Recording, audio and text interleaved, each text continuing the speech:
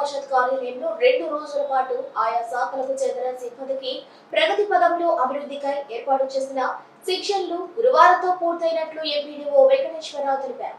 ఐక్యరాజ్య సమితి సూచన మేరకు 2030 నాటికి అన్ని రంగాలలో స్థూల రేటు సాధించడమే కాక గ్రామాలు సర్వతోముఖంగా అభివృద్ధి పదంలో నడిచేందుకు ప్రత్యేక నిబంధనలు పాటించే క్రమంలో శిక్షణ ఇచ్చినట్లు ఆయన చెప్పారు. రాష్ట్ర ప్రభుత్వం ఈ విధానాన్ని అమలుపరిచే క్రమంలో ఆయా శాఖల అధికారులు అనుసరించాల్సిన విధి విధానాలను వివరించారు. ఈ 2 రోజుల శిక్షణలో పంచాయతీ కార్యదర్శులు, సచివాలయ సిబ్బంది, వివిధ శాఖల అధికారులు పాల్గొన్నారు.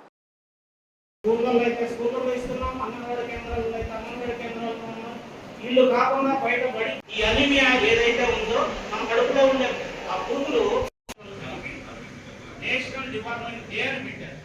దీన్ని దృష్టిలో పెట్టుకొని మనం ప్రతి సంవత్సరం ఫిబ్రవరిలో, సెప్టెంబర్, ఆగస్టులో తప్పనిసరిగా తగ్గిపోయింది. కానీ ఉన్న తగ్గాలి ఏంటంటే దాని గవర్నమెంట్ చేస్తున్నప్పటికీ మన దేశ తప్పిదంలో దొరుకుతాం.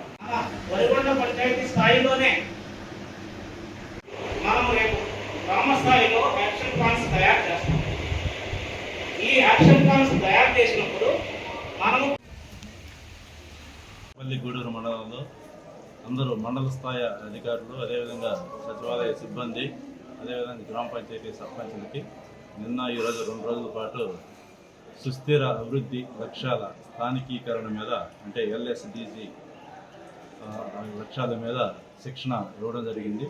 ఈ శిక్షణలో ప్రధానంగా మనకి ఐక్యరాజ్య సమితి వారు 2030 నాటికి ఒక 17 రకాల గోల్స్ నిర్ణయించుకొని ఆ గోల్స్ సాధిస్తే, ఆ లక్ష్యాలు సాధిస్తే సుస్థిరమైన అభివృద్ధి చెందిన దేశాలుగా ప్రపంచం తయారవుతుందనే ఉద్దేశంతో ఏర్పాటు చేయడం జరిగింది.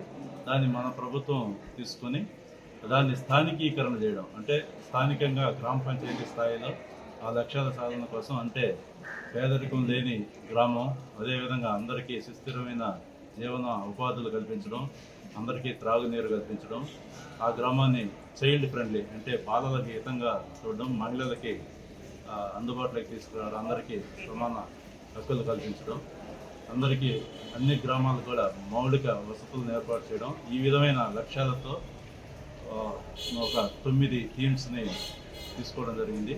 ఆ 9 థీమ్స్ కూడా గ్రామ పంచాయతీ స్థాయిలో వాళ్ళ అభివృద్ధి ప్రణాళికల్లో చేర్చుకొని ఆ గ్రామాలని ఈ లక్ష్యాల సాధన కోసం సమాయత్తం చేయడం కోసం ఈ 2 రోజుల శిక్షణ ఇవ్వడం జరిగింది.